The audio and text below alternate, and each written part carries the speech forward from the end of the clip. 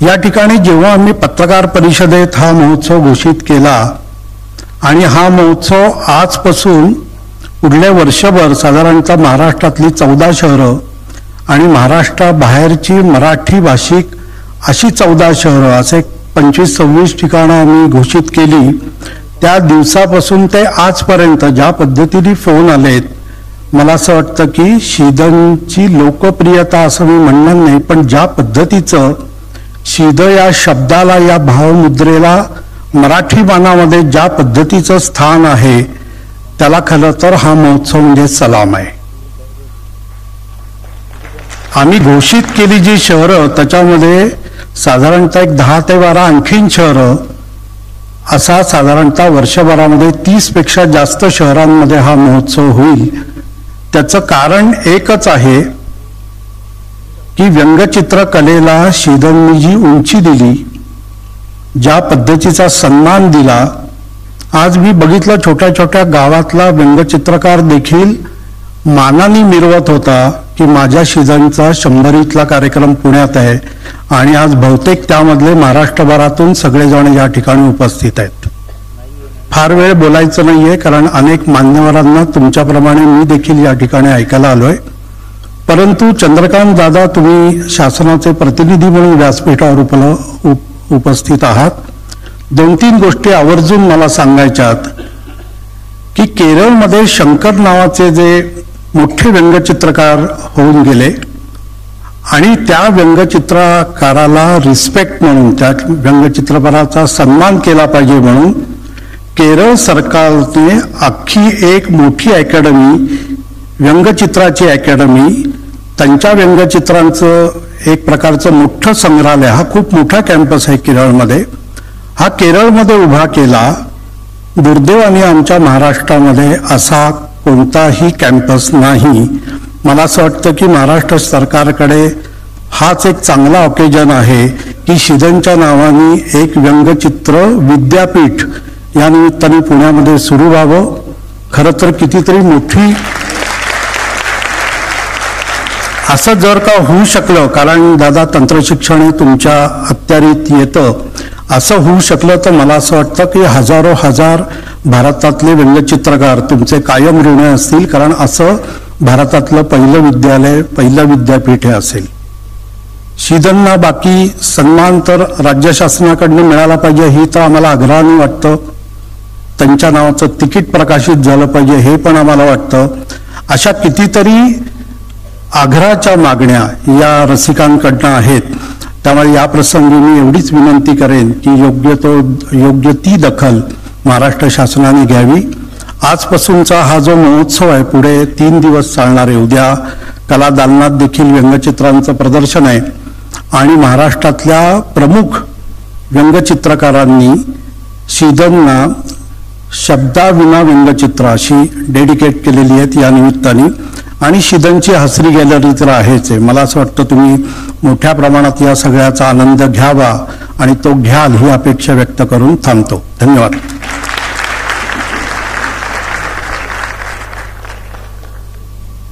धन्यवाद चित्राव सर. पुढील मनोगताकडे वळण्यापूर्वी व्यासपीठावर उपस्थित असलेल्या सर्व मान्यवरांचं छोटंसं स्वागत करूया आणि त्यानंतर पुढच्या मनोगतांकडे वळूया. मी चारुहास पंडित सर, संयोजक, महोत्सवाचे संयोजक या नात्याने आपल्याला विनंती करेन आपण संयोजन संस्थांच्या वतीने सर्व मान्यवरांचं स्वागत करावं. सर्वप्रथम श्री मकरंद केळकर सरांपासून आपण स्वागताला सुरुवात करूया. गंगोत्री होम्स अँड हॉलिडेजचे को फाउंडर आणि पुण्यातल्या अनेक उत्तम महोत्सव, साहित्यिक आणि सांगीतिक महोत्सवांना उत्तम सहाय्य करणारे मकरंद केळकर. माननीय श्री नचिकेत ठाकूर, संचालक MIT इन्स्टिट्यूट ऑफ डिझाईन, यांचं या महोत्सवामध्ये अत्यंत उत्तम योगदान आपल्याला मिळालेलं आहे आणि सर आज प्रमुख पाहुणे म्हणून व्यासपीठावरती आहेत. स्किन सिटीचे डॉक्टर नितीन ढेपे, ज्यांचा एक ऋणानुबंध या सगळ्या महोत्सवाशी या निमित्ताने जोडला गेलेला आहे. या महोत्सवामध्ये अतिशय मोठे योगदान असलेले श्री कृष्णकुमार गोयल, कोहिनूर ग्रुपचे CMD आणि या महोत्सवाचे स्वागताध्यक्ष माननीय श्री कृष्णकुमार गोयल सर. ज्येष्ठ साहित्यिक मंगलाताई गोडबोले व्यासपीठावरती संयोजन समितीच्या वतीने आणि उपस्थित आपणा सर्व रसिकांच्या वतीने मंगलाताईंचंही व्यासपीठावरती मनपूर्वक स्वागत. ज्येष्ठ चित्रकार वासुदेव कामत आज आपल्यासोबत या सोहळ्यामध्ये सहभागी झालेले आहेत. जागतिक कीर्तीचे चित्रकार वासुदेव कामत त्यांचंही आपण आपल्या सगळ्यांच्या वतीने स्वागत करूया. आणि संयोजन समितीच्या वतीने मी चारुहास पंडित सरांना विनंती करते, ज्यांच्या प्रमुख उपस्थितीमध्ये हा संपूर्ण सोहळा संपन्न होतो आहे, ते ख्यातनाम चित्रकार, आपल्या चित्रकलेतनं एक विचार आणि दिशा देणारे वासुदेव कामत सर व्यासपीठावरती आहेत. पण सर्वांच्या वतीने त्यांचं सहर्ष स्वागत आणि त्यांना सन्मानित करत आहोत. यानंतर माननीय नामदार चंद्रकांत दादा पाटील यांचं आपल्या सगळ्यांच्या वतीने स्वागत. आता सरांनी, चित्राव सरांनी त्यांच्यापर्यंत काही मागण्या पोहोचवलेल्या आहेत. उच्च व तंत्र शिक्षण, वस्त्रोद्योग व संसदीय कार्य कॅबिनेट मंत्री, महाराष्ट्र राज्य आणि विशेष म्हणजे या महोत्सवाचे निमंत्रक माननीय नामदार चंद्रकांत दादा पाटील आज आपल्यासोबत या महोत्सवाच्या पहिल्या दिवशी उपस्थित आहेत. त्यांचंही स्वागत. आणि ज्यांच्या हस्ते आपण आजचा हा सगळा सन्मान सोहळा आयोजित केलेला आहे ते माननीय राज ठाकरे साहेब, मनसेचे अध्यक्ष म्हणून तर आपल्या सर्वांना ते सुपरिचित आहेत. आणि व्यंगचित्रकार या नात्याने या आजच्या सत्कार सोहळ्यासाठी आपण त्यांना विशेषत्वाने आमंत्रित केलं आणि त्यांनीही आपल्या विनंतीचा मान ठेवून शीतनच्या या सत्कार सोहळ्याला ते आवर्जून उपस्थित राहिलेले आहेत. माननीय श्री राजसाहेब ठाकरे, आपलंही आमच्या सगळ्यांच्या वतीने स्वागत. आणि आजचे उत्सवमूर्ती त्यांचं आत्ता सुरुवातीला छोटंसं स्वागत करू आणि त्यानंतर विशेष सन्मान त्यांचा आहेच. शीतनचंही आपण छोटंसं स्वागत करूया. मी तुम्हालाच विनंती करते सर, चारुहास पंडित सरांना, कारण हे स्वागत आहे. त्यानंतर मुख्य सत्कार सोहळा थोड्याच वेळात आपल्या सगळ्यांच्या साक्षीने संपन्न होईल. पण त्याच्या आधी कार्यक्रम सुरू झाल्याच्या निमित्ताने हे छोटंसं स्वागत. धन्यवाद. कोहिनूर ग्रुपचं याच कार्यक्रमाला नव्हे तर अनेक कार्यक्रमांना किती उत्तम योगदान असतं हे पुणेकरांना नव्याने सांगायला नको. अनेक उत्तम महोत्सवांच्या पाठीशी कोहिनूर ग्रुप हा अतिशय सक्षमपणे आणि समर्थपणे उभा असतो. याही महोत्सवामध्ये त्यांचं अतिशय मोठं योगदान आहे आणि त्यांचे CMD माननीय कृष्णकुमार गोयल साहेब हे आजच्या कार्यक्रमाचे स्वागत, संपूर्ण महोत्सवाचे स्वागत अध्यक्ष आहेत. त्या नात्याने त्यांनी मनोगत व्यक्त करावं अशी मी त्यांना विनंती करते. माननीय श्री कृष्णकुमार गोयल साहेब.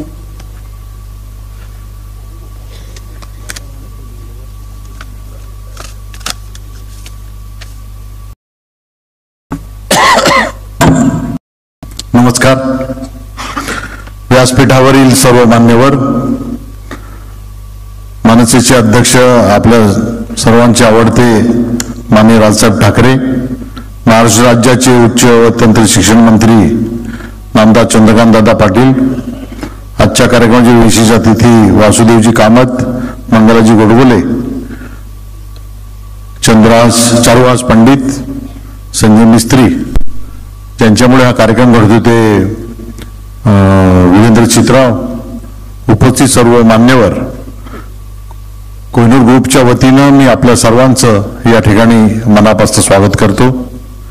कोहिनूर ग्रुप आणि शिद यांचं विलक्षण बंध तर आहेच, पण त्या पलीकडे एक अनोखा नातं देखील आहे.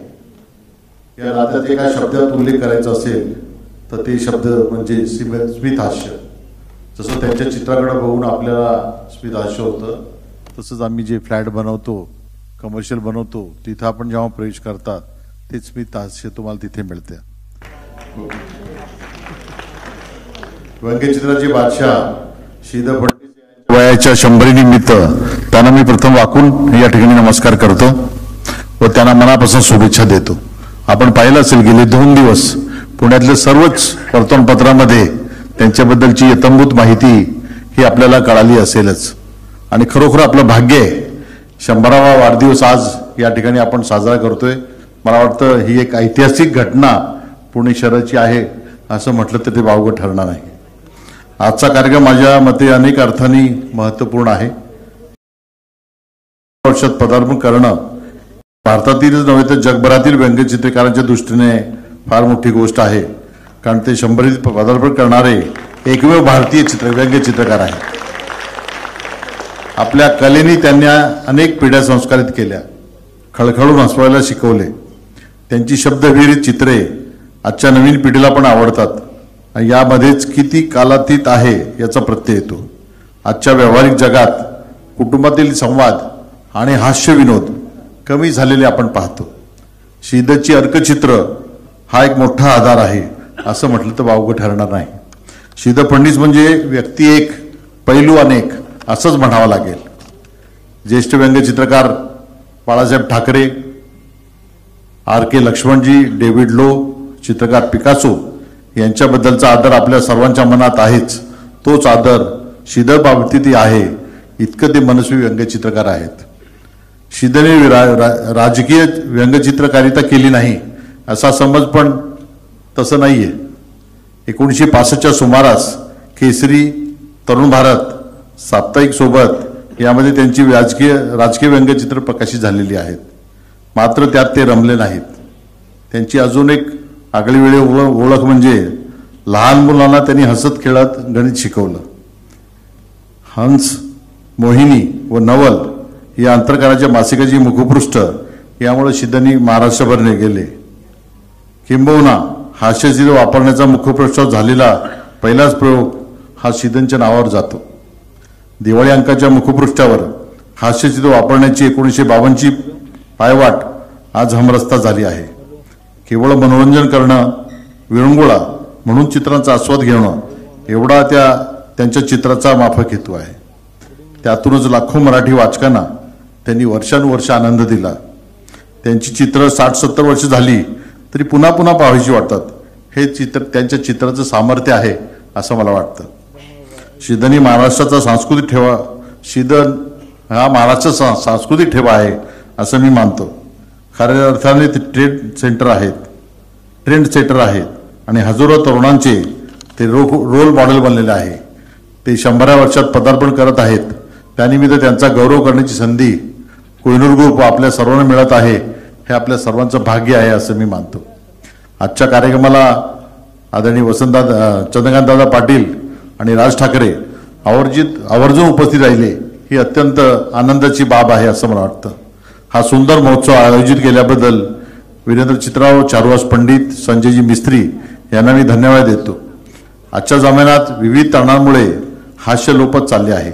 अशा काळात चेहऱ्यावर मंदशी स्मितरेषा उमटणाऱ्या श्रीधरसारख्या महान कलाकारास मी शुभेच्छा देतो. त्यांचे आशीर्वाद व मार्गदर्शन नवीन पिढीला सदैव मिळत राहो ही कोहिनूर ग्रुपतर्फे परमेश्वरची प्रार्थना करतो. आपल्या सर्वांचे या ठिकाणी मनापासून स्वागताध्यक्ष म्हणून स्वागत करतो. खरोखर एवढा पाऊस असताना सुद्धा आपण एवढ्या मोठ्या संख्येनं इथं हा कार्यक्रमास आला. आपल्या सर्वांचं मनापासून स्वागत करतो. या ठिकाणी थांबतो. धन्यवाद.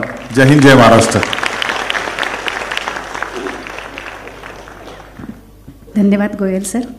यानंतर ज्यांच्या सहयोगाने हा महोत्सव होतो आहे ते स्किन सिटीचे डॉक्टर नितीन ढेपे आपणाला विनंती करते आपण मनोगत व्यक्त करावं. डॉक्टर नितीन ढेपे.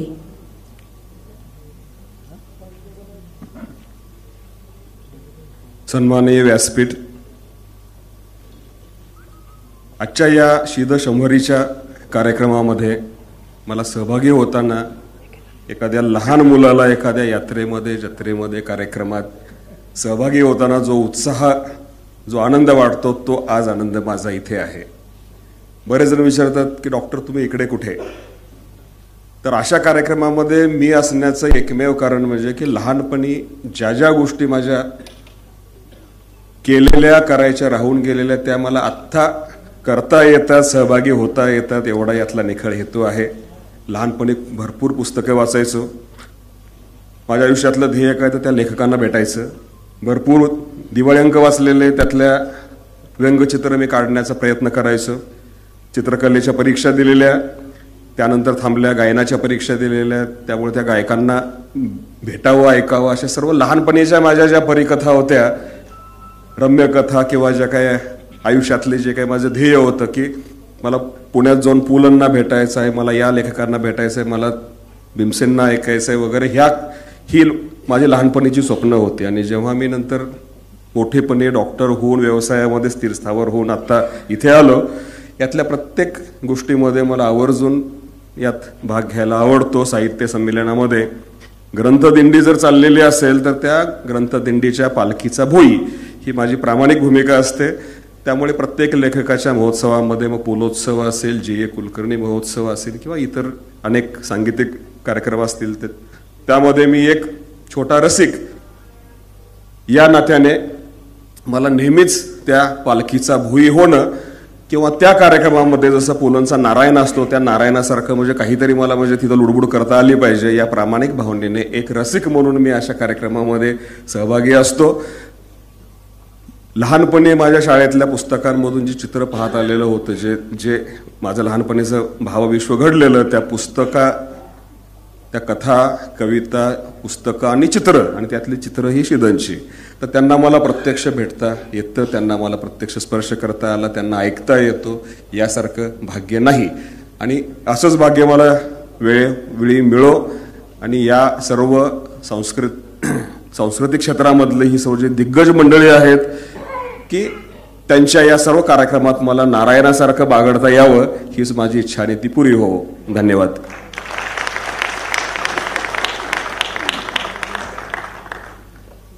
धन्यवाद सर. शीदनविषयी यापुढे बोललं जाणार आहे, पण तत्पूर्वी एका शुभेच्छाचं वाचन करते. हा महाराष्ट्राचे माननीय उपमुख्यमंत्री देवेंद्रजी फडणवीस यांच्याकडून आलेला. शतायुषी व्यंगचित्रकार शीद फडणीस हे 100व्या वर्षात पदार्पण करीत आहेत, ही अत्यंत आनंदाची बाब आहे.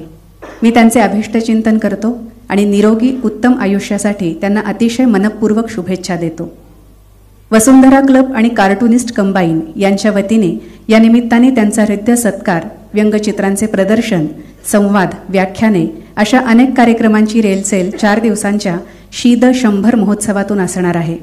मला वाटते हे आयोजन अत्यंत समर्पक आहे, त्यांच्या कार्याचा समग्र मागोवा घेणारे आहे, त्यांच्या कार्याला मानवंदना देणारे आहे. एक व्यंगचित्र हे समाजात अनेकांना आनंद देणारे असते, मार्गदर्शन करणारे असते, परखड भाष्य करणारे असते. ते जसे विनोदी असते तसेच मार्मिक सुद्धा असते. म्हणूनच माझ्या मते व्यंगचित्र हे जनभावना प्रतिबिंबित करणारे असते. त्यामुळेच त्याकडे अत्यंत सकारात्मकपणे पाहिले पाहिजे. महाराष्ट्राला तर RK लक्ष्मण यांच्यासारख्यांची महान परंपरा आहे. मी या महोत्सवाला खूप खूप शुभेच्छा देतो. खरे तर या कार्यक्रमाला मला निमंत्रित करण्यात आले होते, पण अन्य बैठकांमुळे येणे जमणार नाही. शीद फडणीस यांना पुन्हा एकदा शतायुषी वाढदिवसाच्या अनंत शुभेच्छा. देवेंद्र फडणवीस.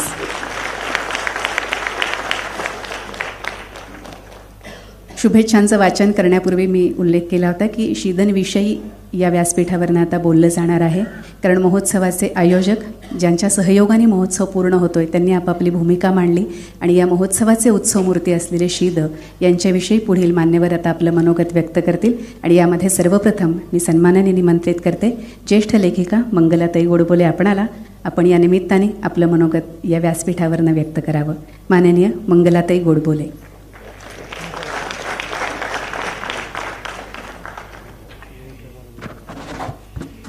व्यासपीठावरील मान्यवर, सभागृहातील मान्यवर आणि बंधू भगिनींनो, आज इथे चित्रकला, दृश्यकला यातली इतकी मोठी मोठी माणसं जमलेली आहेत की ह्यांच्यासमोर मी शीदनच्या चित्रकलेविषयी काही बोलणं हे जरा अवधत्याचंच ठरेल.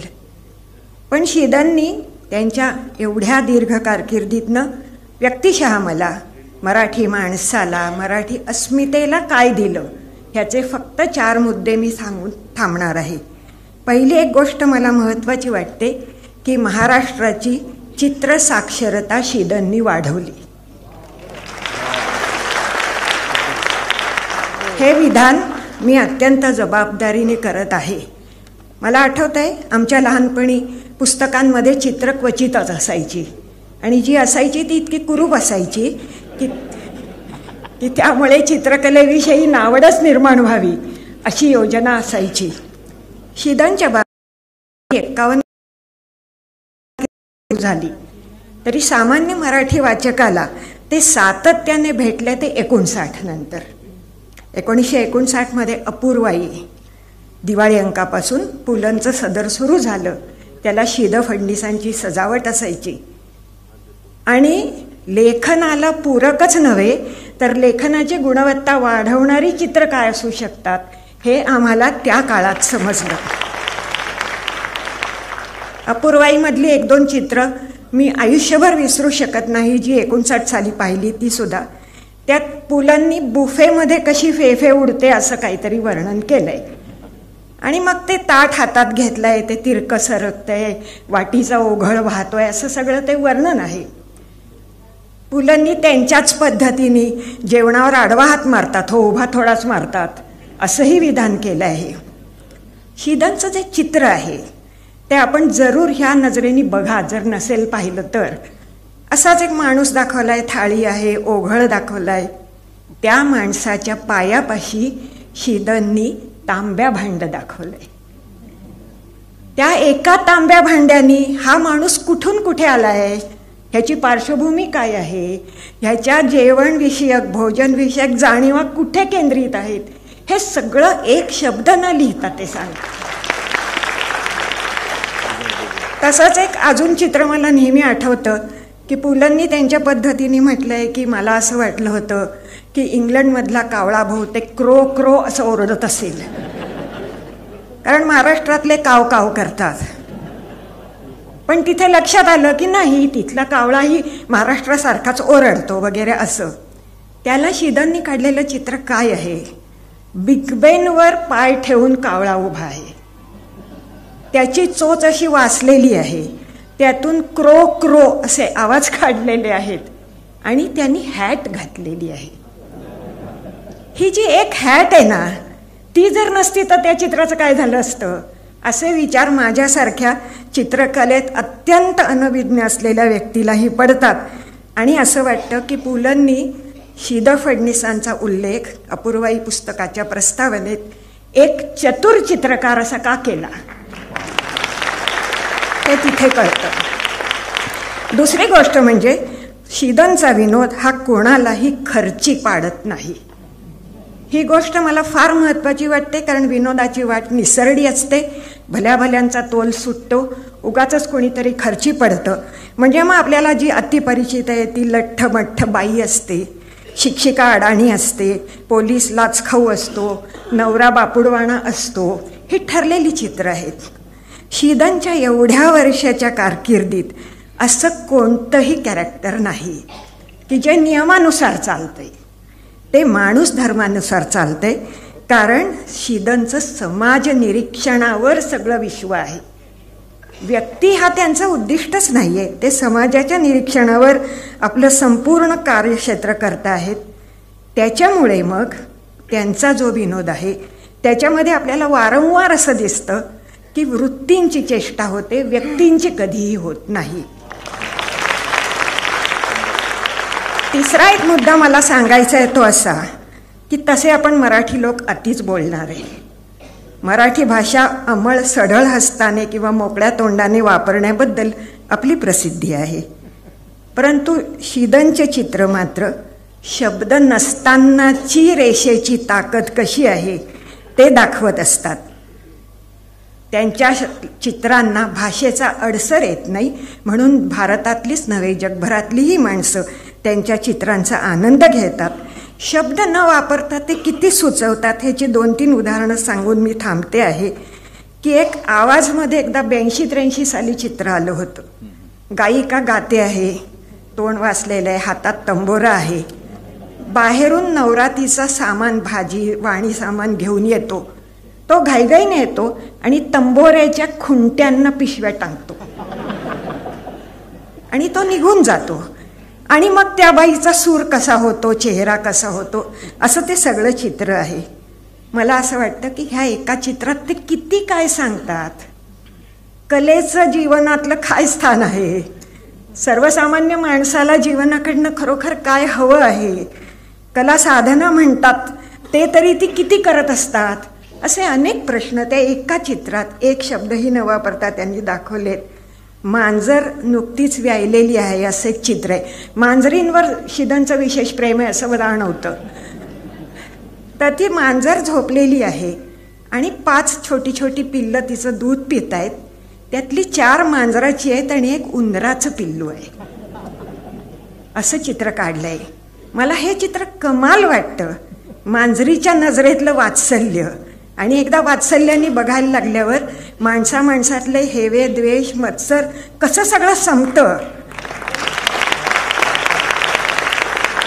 आणि त्या दुधाच्या मोहापोटी सगळी समान आहेत असं जे दाखवतात ते फक्त शिदच दाखवू जाणे असं वाटतं. एक शेवटची गोष्ट मला अशी सांगायला आवडेल की शिदननी आपल्याला काय दिलं. अलीकडेच एका मुलाखतीत त्यांनी छान वाक्य बोललंय, मला आठवतंय ते. त्याच्यात ते असं म्हणाले होते की सारखं यशाच्या मागे धावायची गरज नाही, चालत गेलं तरी यश मिळतं.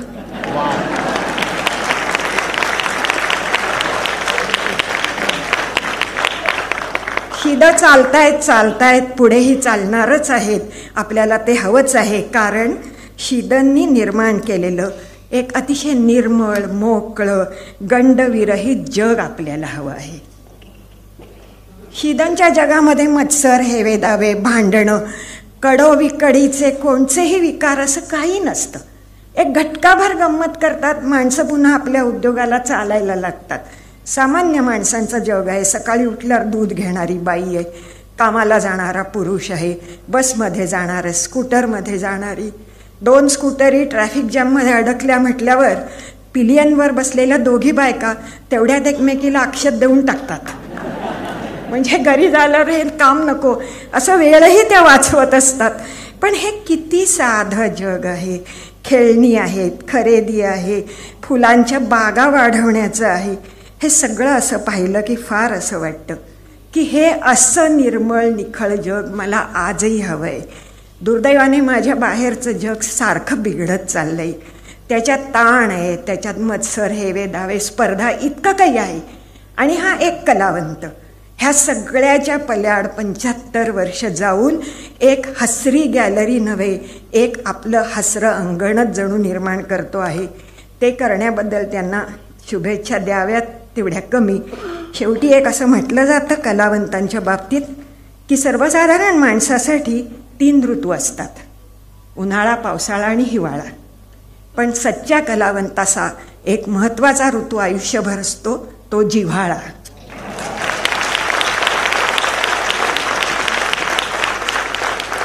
द फडणीस ह्यांनी ही जी एक जिव्हाळ सृष्टी निर्माण केलेली आहे ती आमची महाराष्ट्राची मिरास आहे. फडणीस, आपण ती दिल्याबद्दल आपले किती धन्यवाद दिले तरी कमीच आहेत.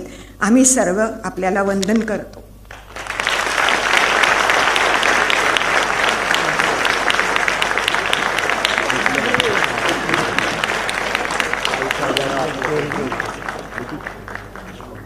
शब्दाविना बोलणाऱ्या व्यंगचित्रकाराचं इतकं सुंदर शब्दचित्र मंगलाताईंनी आपल्यासमोर रेखाटलंय. त्यांनी ज्या मुलाखतीचा उल्लेख केला ती पण मंगलाताईंनीच घेतलेली मुलाखत होती. आणि आजचं जे मानपत्र आपण शिदांना त्यांना सन्मानित करत असताना देणार आहोत त्याचं लेखनही मंगलाताईंनीच केलेलं आहे. उद्या जेव्हा आपल्यापैकी अनेक जण हसरी गॅलरीला भेट देतील तेव्हा मंगलाताईंनी आज एक दृष्टी दिली आहे शिदांच्या चित्रांकडे बघायची. त्या दृष्टीने आपण उद्याची चित्र नक्की निहाळू आणि आपल्या आनंदामध्ये भर पडेल याची आपल्याला खात्री वाटते. हा आनंदाचा ठेवा आज आमच्यापर्यंत पोहोचवलात, मनापासून आभार मानते मंगलाताई तुमचे. हसरी गॅलरीचा उल्लेख मंगलाताईंच्या बोलण्यात आला. ही हसरी गॅलरी जेव्हा पहिल्यांदा भरली होती प्रदर्शन, तेव्हा त्या प्रदर्शनाचं एक परीक्षण छापून आलेलं होतं. त्या परीक्षणाविषयी व्यंगचित्रकार प्रशांत कुलकर्णी आपल्याशी संवाद साधतायत. त्यानंतर आपण पुढच्या मनोगताकडे वळूया, पण तत्पूर्वी त्या समीक्षेविषयी. प्रशांत कुलकर्णी.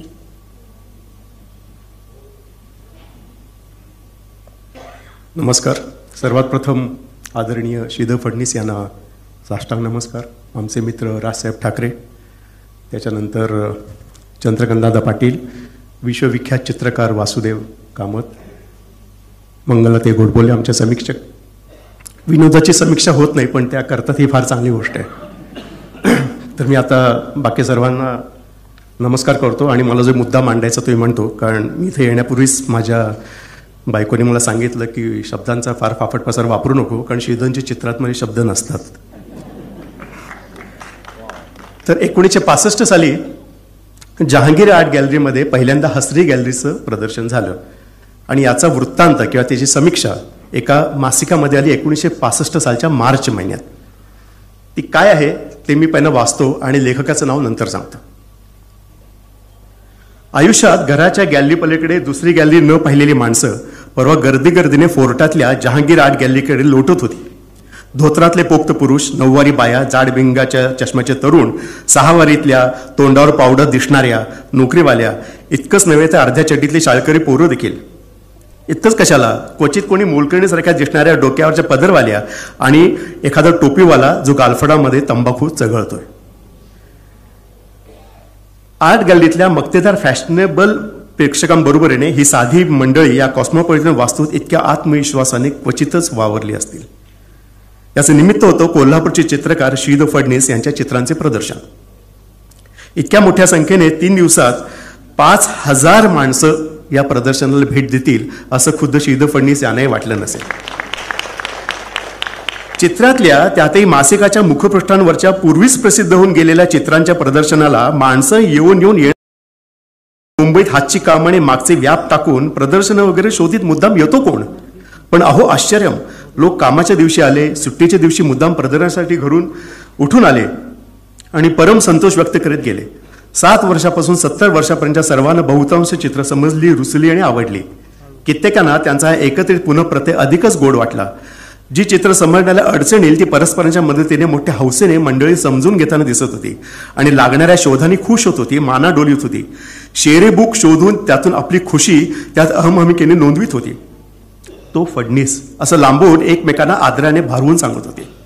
3ही दिवस हे एकच दृश्य, एकच प्रत्यंतर फडणीसांच्या कलेवर आणि पर्यायाने त्यांच्यावर मध्यमवर्गीय मराठी माणसाचं प्रेम आहे. 1952 ते 65 या एका तपाच्या काळात कमावलेल्या फडणीसांच्या लोकप्रियतेचं रहस्य शोधून काढणं त्या प्रदर्शनामुळे फार सोपं गेलं. त्यांच्या कलेचं सम्यक दर्शनच तिथं घडत होतं. 250 चित्र तर सहज, सारी प्रथमदर्शनी एकसारखी, एकाच साच्यातली, एकाच आकारातली, एकाच पद्धतीने तयार केलेली, ही एकाच चित्रकाराने काढली आहेत हे वेगळं सांगण्याची गरज भासू नये इतकं सर्वांचं घराणं एकच आणि साम्यही उघड. उदाहरणार्थ रंगसंगती. एवढ्यापुरती फडणीसांनी दलाल मुळगावकरांची लोकमान्य मुलायम नेत्राकर्षक परंपरा पक्की हस्तगत केलेली दिसत होती. ही रंगसंगतीच प्रेक्षकाला चित्राकडे पटकन आकर्षून घेत होती, आल्हाद देत होती. मांडणी हिच्यात कमालाची निर्दोषता आणि समज प्रतीत होत होता.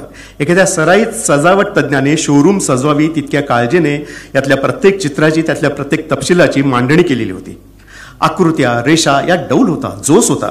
आकृत्यांना वास्तवाच्या नाममात्र स्पर्शांबरोबरच परिकथेतल्या सौंदर्याचं घवघवीत देणं होतं.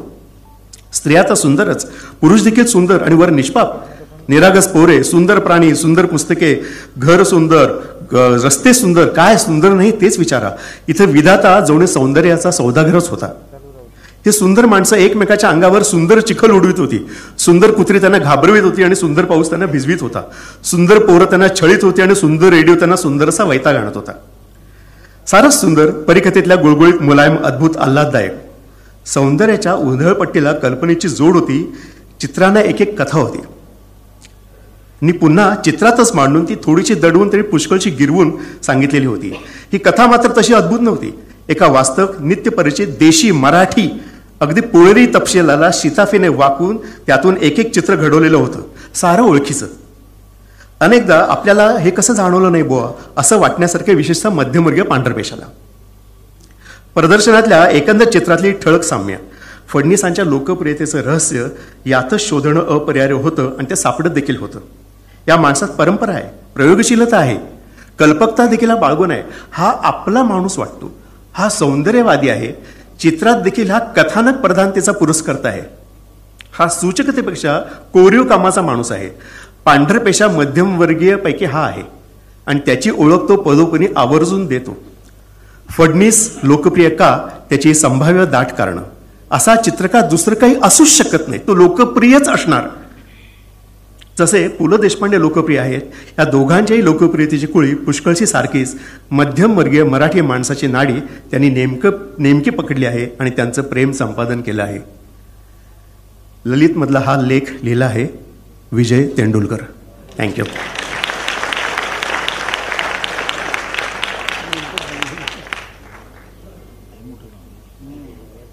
शब्दांना अमरत्व असलं की माणसं आपल्यात नसली तरी त्यांच्या शब्दांनी आणि विचारांनी आपल्या सोबत असतात. आजच्या ह्या सोहळ्यामध्ये विजय तेंडुलकरांचं या शब्दांच्या निमित्ताने असणं हेही शिदनसाठी आणि आपल्या सगळ्यांसाठी खूप आनंदाचा भाग आहे. यानंतर मी ख्यातनाम चित्रकार ज्यांच्या प्रमुख उपस्थितीमध्ये हा सगळा सोहळा आपण संपन्न करतो आहोत, आदरणीय वासुदेव कामत सर आपणाला इथे निमंत्रित करते आणि आजच्या कार्यक्रमाच्या निमित्ताने आपण आपलं मनोगत व्यक्त करावं अशी विनंती करते. यानंतर कामत सरांच्या मनोगतानंतर आपण मुख्य सत्कार सोहळ्याला सुरुवात करणार आहोत. माननीय श्री वासुदेव कामत.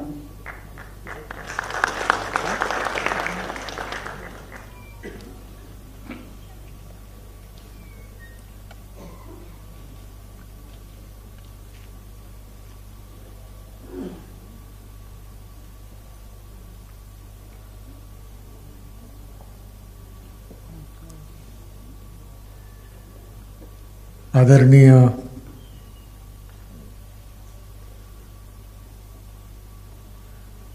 चित्रकार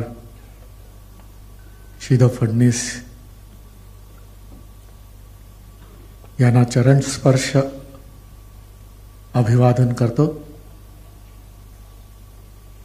शुभचिंतितो आणि मंचावर उपस्थित, सभागृहामध्ये उपस्थित आपण सर्वजण अत्यंत भाग्यवान आहोत की एका चित्रकाराच्या शतायुषी कार्यक्रमाचे उपस्थित राहून आपण साक्षी आहोत. मी चित्रकार हा शब्दप्रयोग जाणून बुजून वापरतोय. का कुणास ठाऊक व्यंगचित्र म्हटल्यानंतर जे व्यंग आहे ते मला लहानपणापासून श्रीधरच्या चित्रामध्ये व्यंग नाही, सौंदर्यच दिसत आलेलं आहे.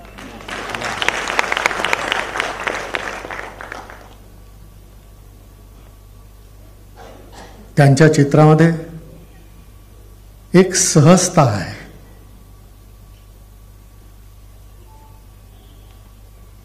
सुलभता आहे, भौमितिक आकारांना सुद्धा वलयांकित करून सौंदर्य न घालवता त्यांनी आपला विचार चित्रातून व्यक्त करीत असताना मला सारखं वाटत असतं की आपण सर्वजण ते चित्र पाहिल्यानंतर स्मितहास्य करतो, खळखळून हसतो, परंतु ती कल्पना ज्यावेळी श्रीधरांना प्रत्यक्ष सुचत असते त्यावेळी त्यांच्या चेहऱ्यावर जे चित्र काढण्या अगोदर आलेलं स्मित असेल हे ज्यांना पाहायला मिळालं ते भाग्यवान असतील. जसं लताजींनी गुणगुणताना कोणाला ऐकायला मिळालं असेल तर ते भाग्यवान असतील. तेवढ्याच उंचीचं आहे.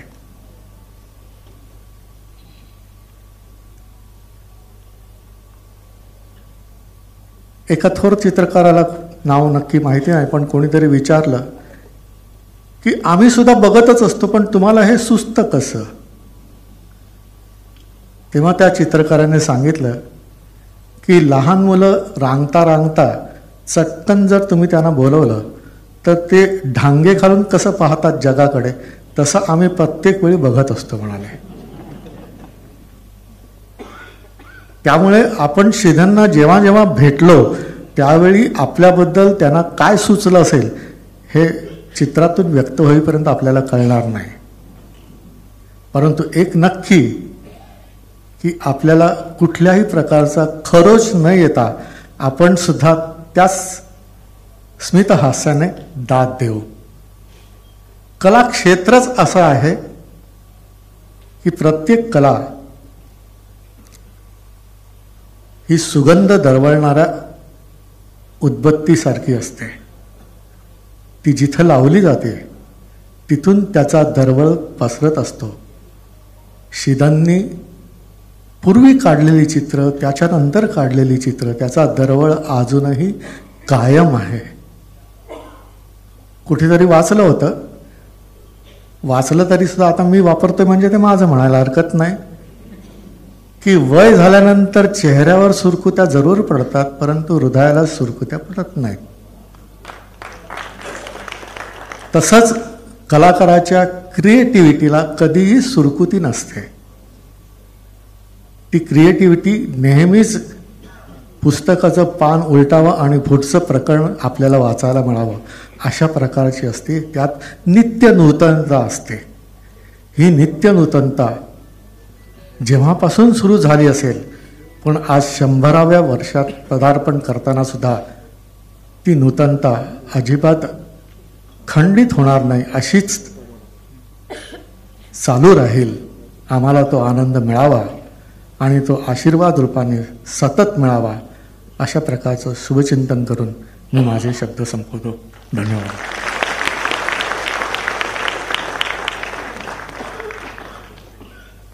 मनपूर्वक आभार माननीय वासुदेव कामत सर. आपण सत्कार सोहळ्याकडे वळतो आहोत, पण हा सगळाच कार्यक्रम इतक्या आपलेपणाच्या सगळ्या आपलेपणाने आयोजित केलेलं आहे की त्या सत्काराच्या आधी कुटुंबियांच्या वतीने आणि अर्थात आपल्या सगळ्यांच्या वतीने 100 दिव्यांनी आपण औक्षण करतो आहोत शिदांना. मी त्यांच्या सर्व कुटुंबियांना विनंती करते आपण यावं व्यासपीठावरती आणि आपल्या सगळ्यांच्या वतीने हे औक्षण आहे. आपल्या सगळ्यांना हात लावणं शक्य नाही पण आपण टाळ्या वाजवून या सगळ्या सोहळ्यामध्ये नक्की सहभागी होऊ शकतो. या 100 दिव्यांनी कुटुंबीय सहभागी असले तरी शिदनचं कुटुंबच इतकं मोठं आहे की आपल्यालाही असं वाटतं की आपल्या घरातल्या कोणाचा तरी हा सत्कार आहे. आपल्या घरातल्या माझ्या दृष्टीने बघाल तर पणजोबांचं नातं कदाचित माझं जोडलं जाईल माझ्या वयाच्या सगळ्यांचं त्यांच्याशी. आणि ह्या सगळ्या सोहळ्याला आपण साक्षीदार असणं हा आपल्यासाठी सुद्धा किती मोठा आनंदाचा भाग आहे हे आपल्याला आत्ताही माहिती आहे. आणि जसजसे दिवस सरत जातील जसजसा हा महोत्सव महाराष्ट्रात आणि भारतभर होत राहील तसतसं पुण्यातल्या या महोत्सवाचे आपण साक्षीदार होतो याचा आनंद आपला वाढत जाईल. मी सर्व कुटुंबियांना विनंती करते आपण कृपया हे 100 दिवे घेऊन व्यासपीठावरती यावं आणि औक्षण करावं. तेवत राहणं जे आहे ते या दिव्यांकडनं शिकण्यासारखं आहे आणि शिदनकडनं पण शिकण्यासारखं आहे. त्यामुळे हा तेवत राहण्याचा दिव्यामध्ये असलेला गुण जेव्हा केव्हा पहिल्या वाढदिवसाला औक्षण केलं गेलं असेल तर दिव्याकडनं घेतलेले शीद आजही त्यांच्या निखळते सकट निर्मळते सकट अखंड तेवत राहतात आणि त्याचा आनंद आपल्या सगळ्यांना देत आहेत. मी या सर्वांना विनंती करते आपण व्यासपीठावरती यावं.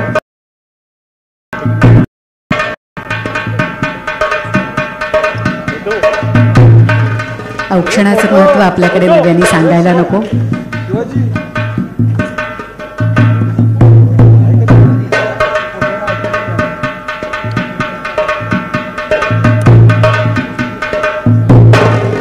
शीद फडणीस यांच्या 100व्या वर्षातल्या पदार्पणानिमित्त जसं हे त्यांचं म्हणून औक्षण होतंय तसंच त्यांच्यामध्ये आत दडलेल्या निखळतेचं आणि निर्मळतेला सुद्धा आपण आज औक्षण करतो आहोत. त्याच्याविषयीची सुद्धा ही कृतज्ञता आहे आणि हा आनंद आहे. अर्थात सनई चौघड्यांना टाळ्या असल्या की अजून छान वाटतं अजून छान वातावरण निर्मिती होते. आणि हा आपल्या शीद फडणीस यांचा वाढदिवस आहे त्यांचं औक्षण आहे. ज्या आपलेपणाने आपण इथे आलेलो आहोत या सगळ्यांकडे शब्द आहेत आपल्याकडे टाळ्या आहेत त्यांच्यापर्यंत आनंद पोहोचवायला.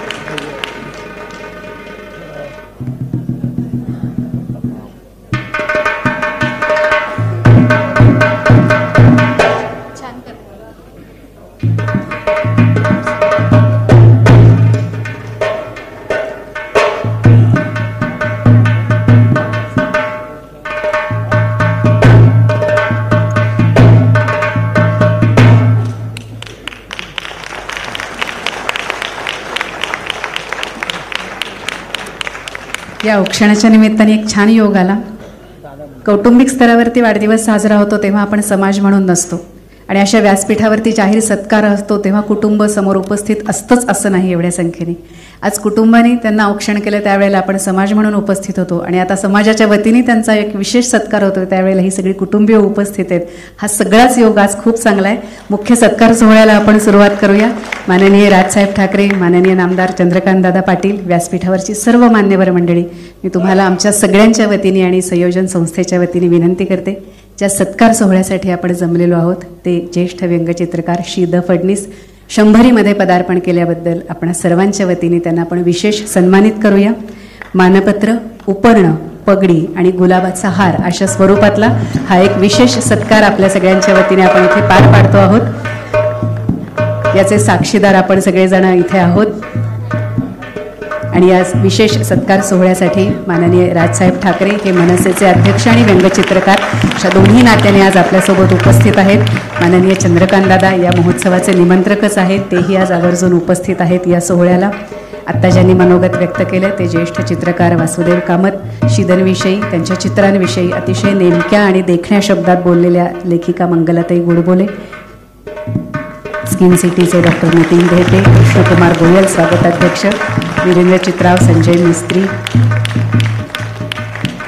चारुहास पंडित, ही सगळी संयोजन संस्थेमधली मंडळी आणि आपण सर्व रसिक. कसलंही नातं नसताना ज्या माणसाने आपल्याला भरभरून आनंद दिला आणि आयुष्याकडे बघायची एक नवीन दृष्टी दिली, एक हसू दिलं चेहऱ्यावरती, त्या या ज्येष्ठ श्रेष्ठ चित्रकाराविषयी आपण आपल्या भावना व्यक्त करण्यासाठी इथे जमलेलो आहोत. हा मुख्य सत्कार सोहळा इथे आपण आयोजित केला आहे आणि तुमच्या सगळ्यांच्या उपस्थितीमध्ये हा सत्कार सोहळा इथे पार पडतो आहे. त्यांच्यासाठी विशेषत्वाने लिहिलेलं मानपत्र, उपर्ण, पगडी आणि गुलाबाचा हार अशा स्वरूपातला हा सगळा सत्कार.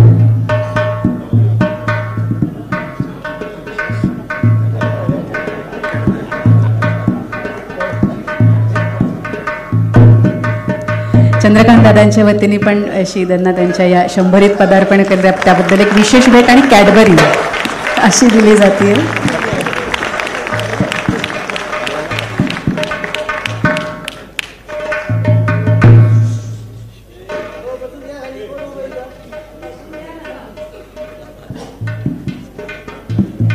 माननीय राजसाहेब ठाकरे हेही विशेष सन्मान. आता आपणा सर्वांच्या वतीने मी सरांचा सत्कार करतोय.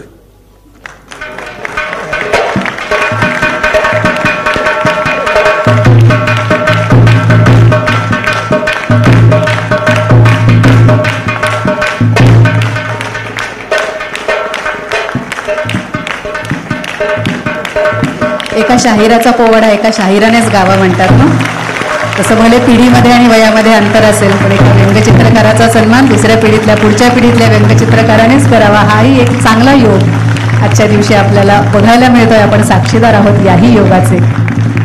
राजयोग बहुतेक यालाच म्हणत असतील.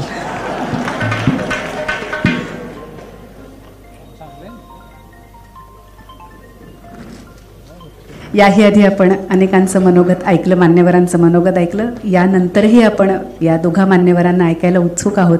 पण या दरम्यान ज्यांच्यासाठी आजचा सगळा हा सत्कार सोहळा इथे आयोजित झाला त्या श्री द फडणीस यांच्या मनामध्ये आत्ताच्या क्षणाला काय याची उत्सुकता आपल्या सगळ्यांना असणार आहे. त्यामुळे या सत्कार सोहळ्यानंतर मी त्यांना विनंती करणार आहे की आपण मनोगत व्यक्त करावं.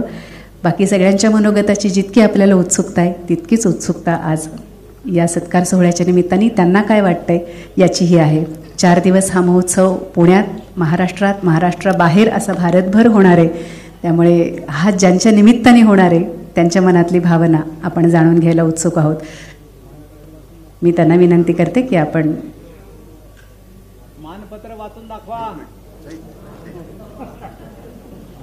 मित्र, सभाशास्त्राच्या नियमाप्रमाणे परत येऊ नये, पण मी एक इतिहास सांगतो की 75चा शीदांचा सत्कार माननीय बाळासाहेब ठाकरे यांच्या हस्ते झाला होता आणि आता 100रीचा सत्कार राजसाहेबांच्या हस्ते होतो आहे. हा एक इतिहास आहे आणि आपण सर्वजण साक्षात हा घडवलेला आहे.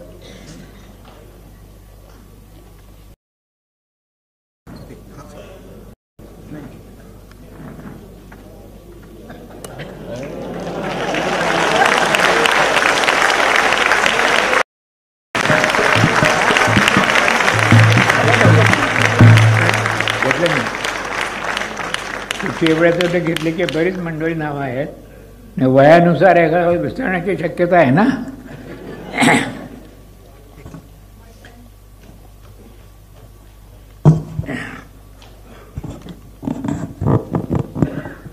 बरोबर येतं ना.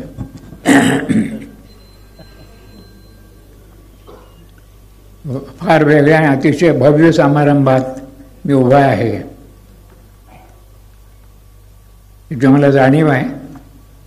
तरीसुद्धा इतक्या सगळ्या मंडळींचं काहीतरी नियम या निमित्तानं मला आभार मानायचे आहेत. उपस्थित मान्यवरांमध्ये प्रथमच जे माननीय मंत्री महोदय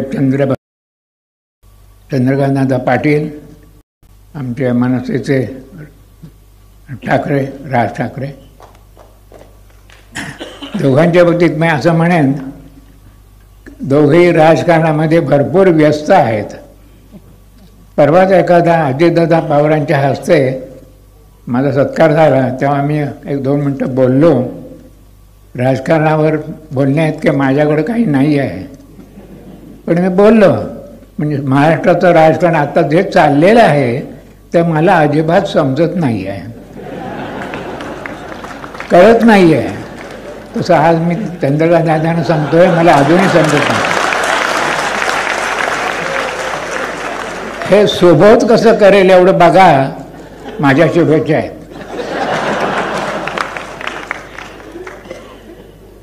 राज ठाकरेंच्या बाबतीत असं आहे की त्या राजकारण हा विषय येतच नाही आमच्यामध्ये. आमचे चित्रकार, आमचे हितचिंतक आहेत ते, त्यामुळे अनेकदा माझी कम्युनिस्ट कम्युनिटी ही मंडळी त्यांना त्रास देतात, त्याबद्दल त्यांची काही तक्रार नसते. तर असा जिव्हाळा, असाच प्रेम सतत मिळत राहू. बाकीच्या मंडळींच्या बाबतीत काय आहे की अनेक क्षेत्रातली मंडळी इथं उपस्थित आहेत. माझे कुटुंबीय आहेत, लेख मगाचे मंगलताईंनी सांगितले साहित्यिक आहेत, कार्टूनिस्ट कंबाईनचे चित्रकार आहेत, आणि प्रायोजक ज्याला म्हणतात वगैरे अशी मंडळी आहेत. प्रायोजकांच्या बाबतीत मी सगळ्यांचं सांगत नाही ना, पण तो एका बाबतीत असं मी म्हणेन की व्यवसायाच्या पलीकडं कला आणि संस्कृती अशी काही गोष्ट बहुमोल आहे याचं भान ज्यांना आहे अशी मंडळी प्रायोजक आहेत. एक वेगळं मूल्य जे चिरंतन राहणार आहे, बाकीच्या गोष्टीची सांगता येणार नाही, पण यासाठी आपण उभे आहोत, ते मनापासून आलेले आहेत. ते दुसरी काही जणांना गोष्ट मगाची वसुदेव कामत आणि जे बोलले, लोकांना माहिती नसेल चित्रकार वर्गामध्ये काही पंथ आहेत, प्रवाह आहेत. त्या प्रवाहातला मी पण आहे, पण ते नवल वाटेल एवढंच मी खुलासा करतो की वासुदेव कामत, हा झाल्यानंतर सुहास बाहुलकर, चंद्रमोहन कुलकर्णी तिथे USA त्यांनी सगळ्यांनी लिहून बोलून सहभाग व्यक्त केला आहे. ही जी मंडळी आहेत ते आतापर्यंत घेतात दिग्गज आहेत. सरळ मी रिअलिस्टिक पेंटिंग ज्याला म्हणता येईल, प्रमाणबद्ध चित्र, सरळ रेषेतून निर्माण केलेली कलाकृती. मी तर वेगळ्या वाटेने गेलेलो. पण तो हे कसं काय बाबा, तर मी असं म्हणेन की चित्रकलेचा गणपती आमचा आहे ना, तो एकच आहे. ज्यांना चित्र समजलं त्यांना अनेक वाटा आहेत. चित्र ही ऊर्जेसारखी आहे, चित्र ही भाषा आहे, तिथं शब्द पोचत नाहीत. तर ही भाषा वृद्धिंगत व्हावी या निमित्ताने सगळी मंडळी एकत्र आली आहेत आणि एक वेगळा एक अनुभव देत आले. खरं म्हणलं म्हणजे काय माहिती आहे का,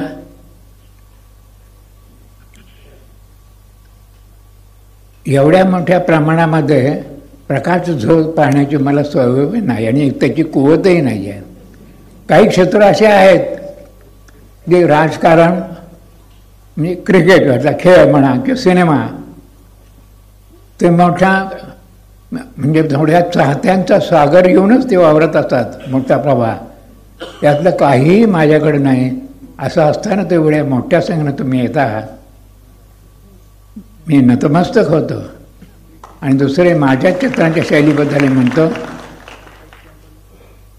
की शब्दभिरीत चित्रांचा हा चित्रकार तर चित्रच काय, स्वतः चित्रकार, मी स्वतःही निशब्द आहे. भावनिक होणं हा माझा खरं म्हणजे बोलण्यातला गुणधर्म नाही आहे. शक्यतो भावुक नाही, शक्यतो वस्तुस्थितीची समर्थ.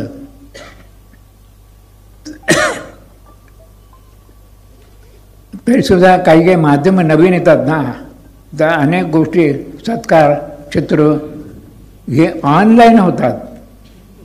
ऑनलाईन सत्कार, ऑनलाईन भाषण, ऑनलाईन सगळं काही. पण मग नंतर मला असं वाटायला लागतं, या स्केचबुकातल्या लाईनचं काय? मी तर त्या लाईनमधून थोडं आलेलं आहे. तर उद्याच्या छंद असणाऱ्या चित्रकारांचं म्हणेन की तुम्हाला चित्र सांभाळायचं असेल तर स्केचबुकातली लाईन सावध ठेवा. फार महत्त्वाची आहे. माध्यम येतील आणि जातील, पण चित्राची भाषा जे आहे ते नवनिर्मितीची क्षमता असलेलं रेषा आहे ती शाबूत राहावी. शब्दवीर हास्यचित्रांच्या निमित्तानं अनेकदा माझी चित्र, मला हे आत्ता माहिती नव्हतं. मी जेव्हा बंगलोरला गेलो, इकडे गेलो, दिल्लीला गेलो, पडद्यात, त्यावेळेला लक्षात असं आलं की थायलंडला सुद्धा माझं चित्र गेलं, मुंबईला केलं. तर त्यावेळेला सगळ्यांना एकाने त्यांनी माझे उदाहरण सांगितलं. एक कुठला चित्रपट महोत्सव होता अमेरिकेतल्या, त्या माणसाने तुमची 5-6 चित्र मला वापरायला मी पेमेंट करतो. का बाबा आता? तर तुमची चित्र सर्व देशांना पोचतात. तर हे जे आहे त्यामुळे नंतर मला विचार आला की काही गोष्टी अशा असतात, क्रीडा असो, संस्कृती असो, कला संस्कृती, भाषा असो, ज्ञान असो, यांना एक वेगळा पाण्यासारखा गुणधर्म प्रसारला. ते समते, पाणी कधी इकडं तिकडं फिरत नाही, करत नाही, एका समपातळीत प्रसारित होत जातो, जगभर प्रसार. त्या देशाचं राहत नाही.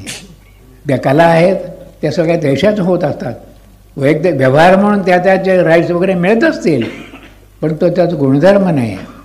एकदा जन्माला आली भाषा, इतकंच कशाला, आता ह्या ज्या इंग्रजांच्या भाषेचं असं आहे ना, इंग्रज निघून गेले पण भाषा आपल्याकडं मागं राहिली. भाषा त्यांची नाही, ते आमचे पण आहे. आमचे पण खेळ आहे. जेव्हा एखादा चौकार मारतो क्रिकेटमधला आणि सीमापार चेंडू जातो, त्या ज्या टाळ्या असतात त्या राष्ट्रांच्या सीमासुद्धा ओलांडून गेलेल्या असतात. ही ती ताकद आहे संस्कृतीच्या. म्हणून नोबेल असो, पुरस्कार असो किंवा ऑलिम्पिक असो, ही वेगळी संस्कृती तुम्हाला जन्माला घालते आहे. ती जन्माला राहावी. मला असं वाटतं वयाच्या ह्या टप्प्यामध्ये असं एक मनोज्ञ आणि सुंदर दृश्य मला पाहायला मिळतं. वाईट गोष्टी असतीलही, ते आपण बघायचीच नाही आहेत.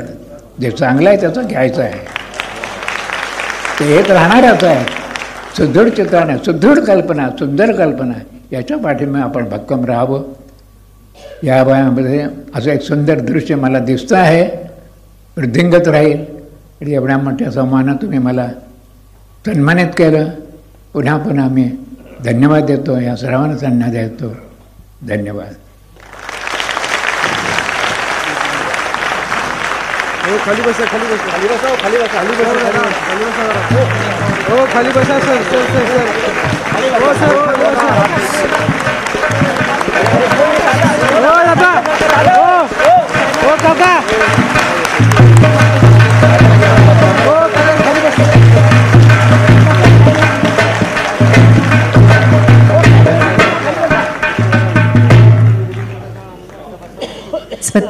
स्वतःच्या सत्काराला उत्तर देत असताना एकाही पुरस्काराचा उल्लेख न करता चित्रकलेच्या भविष्याबद्दल आणि एकूण समाजाच्या भविष्याबद्दल वयाच्या 100मध्ये नजर आहे. खरंच शब्द नाही आहेत हे व्यक्त करायला आणि हे मांडायला. वाकून नमस्कार एवढंच आपल्या हातात आहे. तुम्ही सगळ्यांनी स्टँडिंग ओवेशन दिलेलं आहेच आहे त्यांना, ते त्यांच्यापर्यंत नक्की पोहोचेल. पुढच्या मान्यवरांना निमंत्रित करण्यापूर्वी एक छोटासा उल्लेख करते आणि मग पुढच्या मान्यवरांना निमंत्रित करते. या सगळ्या सोहळ्यामध्ये मंगलतेचं जे एक वाद्य इथे वाजतंय त्याचं प्रतीक असलेलं पाचंगे सर आज आपल्यासोबत इथे आहेत आणि त्यांना आज आपण आवर्जून निमंत्रित केलं. 22 जानेवारीला राम मंदिराच्या प्राणप्रतिष्ठेच्या वेळेला सर तिथे वादनासाठी त्यांना विशेष निमंत्रित केलेलं होतं. ते आज आपल्या या कार्यक्रमामधला हे वाद्याच्या त्यांच्या वादनामुळे किती सुंदर निर्मिती झालेली आहे याचा अनुभव आपण घेतलेला आहेच आहे. यानंतर या महोत्सवाचे निमंत्रक या नात्याने आणि सरकारचे प्रतिनिधी या दोन्ही नात्याने माननीय नामदार चंद्रकांत दादा पाटील, मी आपणाला निमंत्रित करते आणि आपण आपलं मनोगत व्यक्त करावं अशी विनंती करते. माननीय नामदार चंद्रकांत दादा पाटील.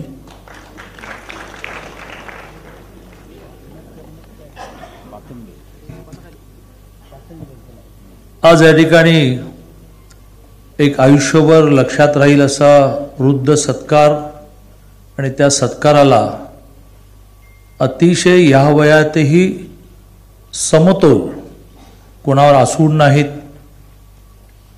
कोणावर राग नाही, पण सर्वांवर प्रेम करणारं असं अनुभूतीतून आलेलं भाषण संपल्यानंतर आणि राजसाहेबांचं भाषण शिल्लक असताना मी जास्त बोलणं, इतका राजकारणात असूनही मी त्यावेळेचं प्रसंगवधान राखतो. त्यामुळे केवळ सरकारच्या वतीने चंद्रकांत पाटील या व्यक्तीच्या आणि कुटुंबाच्या वतीने शिदना ते 100मध्ये प्रवेश करत असताना वंदन करण्यासाठी, नमस्कार करण्यासाठी मी या ठिकाणी उभा आहे.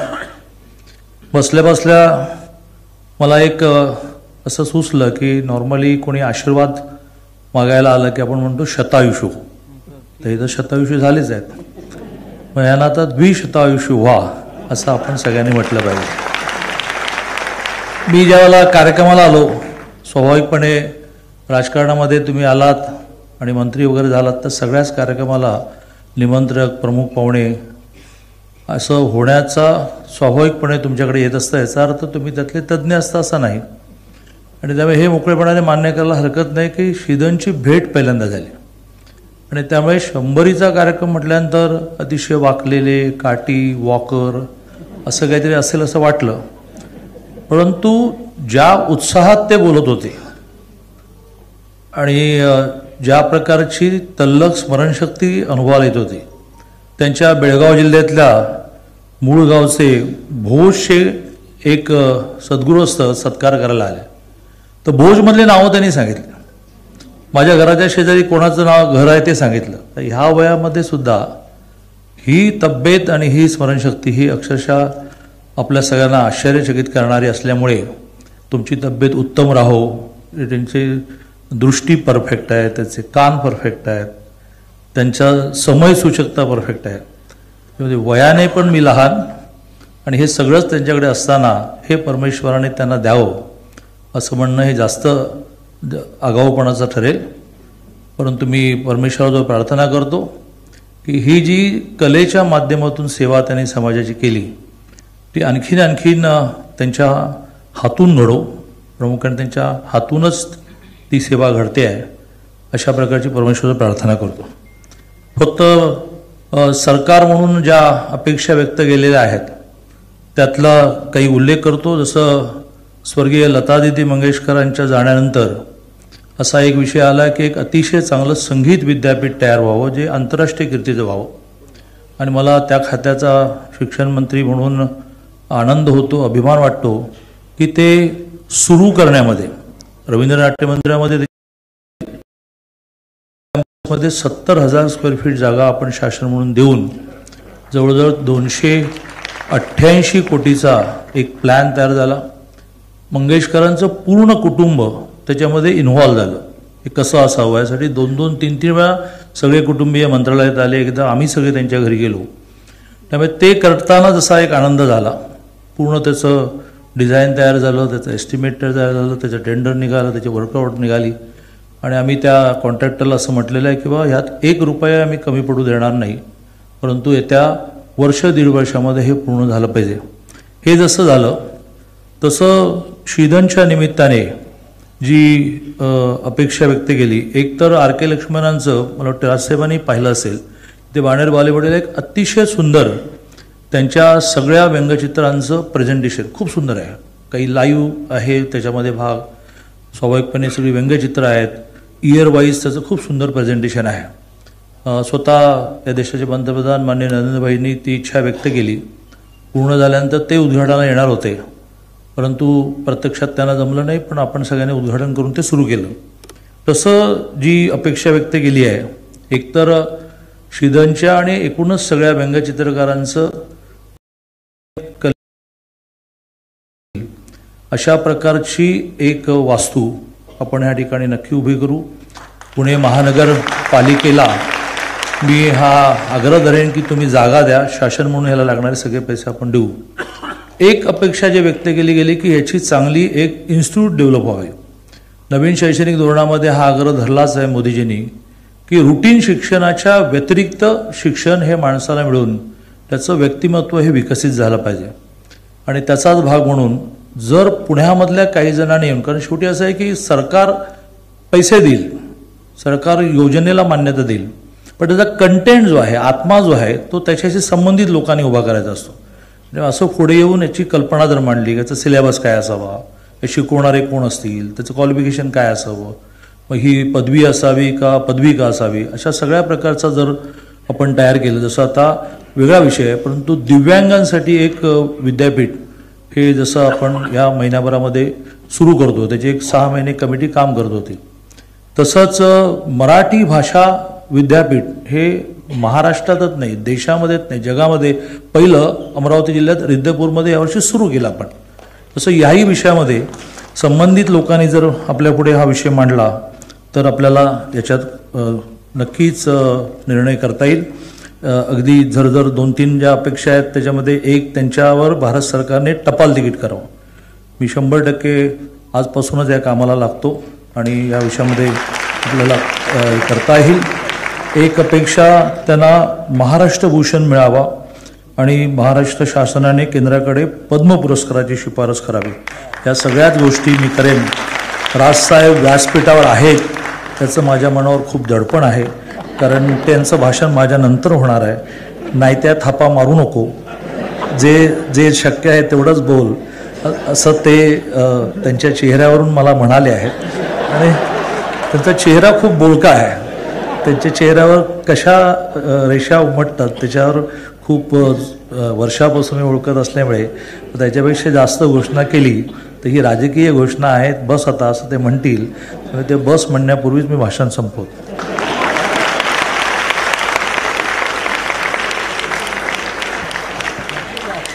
मनपूर्वक आभार माननीय नामदार चंद्रकांतदादा पाटील. आणि यानंतर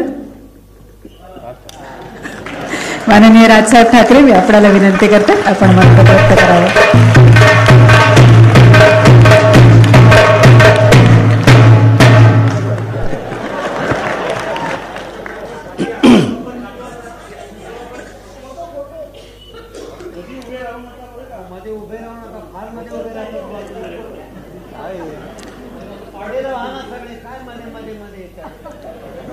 आदरणीय श्रीधर फडणवीस सर, चंद्रकांत दादा, वासुदेवराव, इतर सर्व मान्यवर आणि माझ्या जमलेल्या सर्व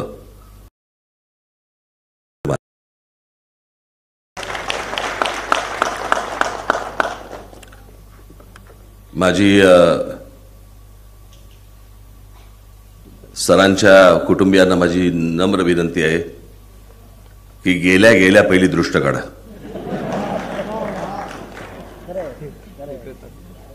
आणि एकाने काढू नका, 10-12 जणांनी काढा.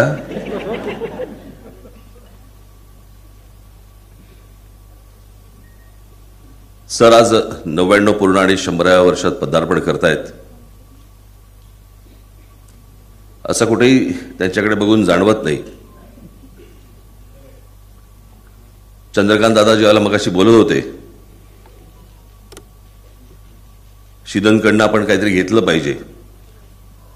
मला असं वाटतं तितक्या ताठ पद्धतीने सरकार जरी चाललं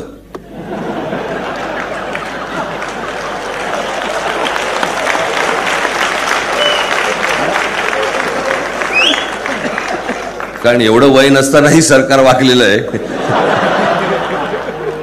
पण जास्ती बाहेरचे लोक घेऊ नका. या झाडाची फळं पाहिजेत, याही झाडाची फळं पाहिजेत. आज खरं तर सरांचं आडनाव फडणीस ने वाचवलं त्यांना. फडणीस म्हणून व्यंगचित्रकार झाले, फडणवीस असते तर व्यंगचित्र झाले असते.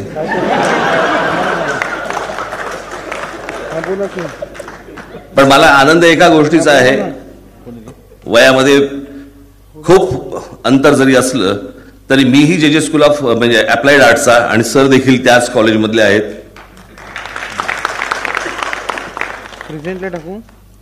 चंद्रकांत दादा, अकादमीची गरज नाहीये.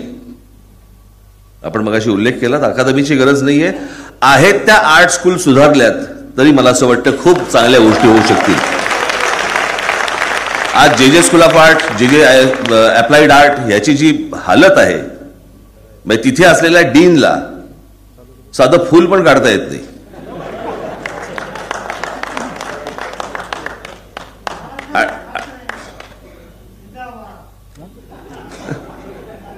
असो, पण त्यांना साधं फुलही काढता येत नाही. आता अशा प्रकारची लोक जर समजा आर्ट स्कूलमध्ये जायला लागली, उद्या अकादमी काढली, समजा व्यंगचित्रांवरती अकादमी काढली, शिकवणार कोण?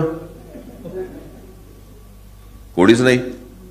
उद्या लता दिदींवरती जर समजा तुम्ही संगीताची अकादमी काढली, शिकवणार कोण? तो स्वर्गीय आवाज आणायचा कुठून?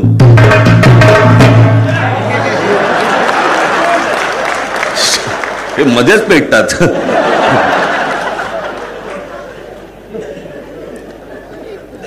आता याच्यानंतर मी भाषण बोलताना मी फक्त असं करेन की तुम्ही सुरू करा. अनेकांनी सरांचा अनेक पद्धतीने उल्लेख केला, शब्दांविना. त्यांना मला असं वाटतं काहीतरी झाले, त्यांचे 8-8:30 वाजले असतील त्यांचे.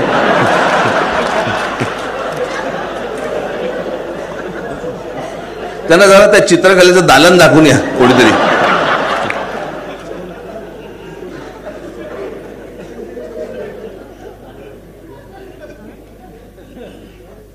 अनेकांनी अनेक गोष्टी सांगितल्या,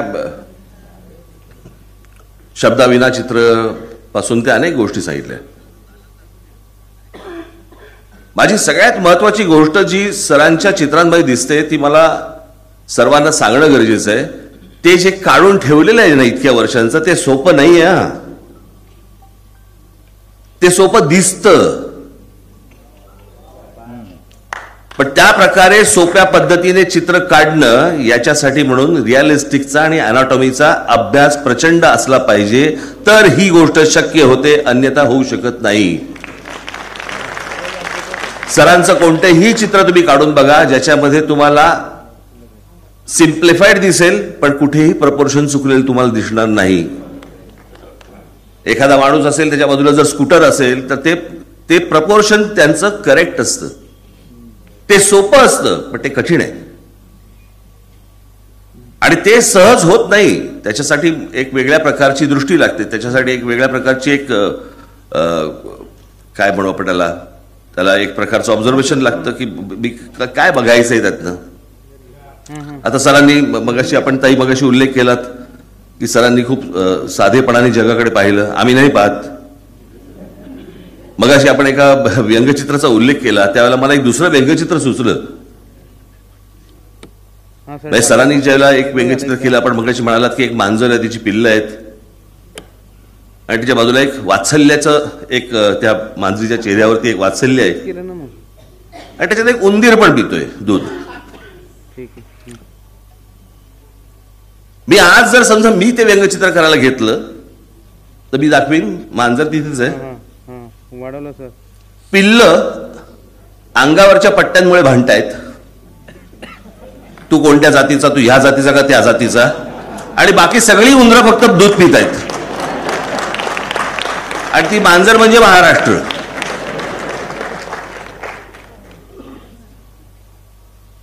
सरांचा जगाकडे बघण्याचा दृष्टिकोन साधा, सरळ, निखळ, पण तो सोपा नव्हे. मी स्वतः एक व्यंगचित्रकार असल्यामुळे, चित्रकार असल्यामुळे त्या सोप्या ओळी काय असतात आणि त्याला किती वेळ लागतो आणि त्या किती कठीण असतात याची पूर्ण जाणीव मला आहे. आज वासुदेवराव इकडे बसलेले आहेत, तेही चित्रकार आहेत. त्यांचं एक अप्रतिम चित्र त्यांचं त्या चित्रामध्ये ते मला असं वाटतं टाटाने घेतलं तुमचं चित्र. मी जेव्हा तुमच्याकडे मागायला आलो तेव्हा तुम्ही सांगितलं मला टाटाने घेतलं असं तुम्ही मला सांगितलं. असेल टाटांकडे, कोण जाऊन बघणार. गौतम बुद्धाचे पाय आहेत, त्याच्यासमोर एक हत्तीचा पिल्लू आहे, त्याच्या मागे हत्ती त्या पिल्लाची आई आहे, हत्तीण आहे, आणि ती हत्तीण त्या पिल्लाला सोंडेने फक्त पुढे ढकलते पायापड. आता हे एका चित्रामध्ये दाखवणं, मला एक खूप जगविख्यात एक चित्रकार होऊन गेले, सरांना निश्चित माहिती असेल, यांना सगळ्यांना माहिती असेल, नॉर्मन रॉकवेल नावाचे. त्या नॉर्मन रॉकवेल त्यावेळेला सॅटर्डे इव्हिनिंग पोस्ट नावाचं जे मॅगझिन यायचं त्याच्यावरची कव्हर ते करायचे. त्यात त्यांच्या संपूर्ण चित्राला कुठेही शब्द नसायचे, पण ते ऑइल पेंटिंग मध्ये करायचे. तसं एक त्यांचं शब्द नसलेलं पण अप्रतिम चित्र ते व्यंगचित्र नाही करायचे, चित्र म्हणजे एक आपल्याकडे राजाबाई टॉवर सारखं एखादा, पण राजाबाई टॉवर खूप मोठा झाला, एक छोटा टॉवर शहरामधला एखादा त्यावेळेचा एक टॉवर, ज्या टॉवरच्या वरती एक घड्याळ, जे घड्याळ पाहून त्या शहराची लोक आपापलं घड्याळ लावतात रोज सकाळी. त्या घड्याळाची दुरुस्ती करणारा एक माणूस तिथे आहे, जो स्वतःचं घड्याळ बघतो आणि ते घड्याळ लावतोय. म्हणजे अख्खं शहर त्या दुरुस्ती करणाऱ्याच्या घड्याळाच्या प्रमाणे चाललंय, त्या घड्याळाप्रमाणे नाही. आता यातला एकच बारकावा चित्रकार, व्यंगचित्रकार काय बघतो की ते घड्याळ कोणतरी ठीक करत असेल, कोणतरी नीट करत असेल, हे पहिल्यांदा तो विचारता आला पाहिजे. अनेक लोक म्हणतात की तुम्हाला ही कल्पना सुचली कशी, खरंच कळत नाही, कशी आली, काय आली, कुठून आली कळत नाही. पण सरांच्या चित्रामधली सगळ्यात महत्वाची गोष्ट म्हणजे कल्पना आणि उत्तम रेखाटन हे जेव्हा येतं त्यावेळेला त्याचं उत्तम चित्र किंवा उत्तम व्यंगचित्र होतं. जर नुसतीच कल्पना चांगली आहे आणि चित्र खराब काढलेलं आहे, कधी काही त्याचा उपयोगच होणार नाही, त्याचा काही प्रभावच पडणार नाही. उत्तम चित्र काढलंय पण कल्पना दळिद्री, काही प्रभाव पडणार नाही. मला असं वाटतं इतकी वर्ष उत्तम कल्पना आणि उत्तम रेखाटन सरांनी गेले 75 वर्ष ते सर करतायत, हे काही साधी सोपी गोष्ट नाही आहे. मी अनेकदा म्हणतो की चुकीच्या देशात जन्माला आलेली माणसं आहे ती. आज सरांसारखी व्यक्ती जर समजा युरोपात जन्माला आली असती तर सरकारला सांगायची वेळ आली नसती की दालन काढा, तिथे असतंच.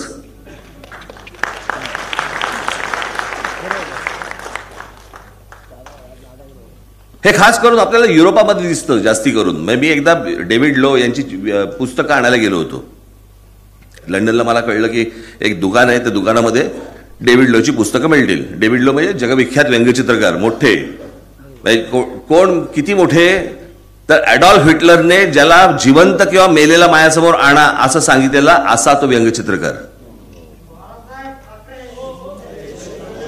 परत फिरून आले.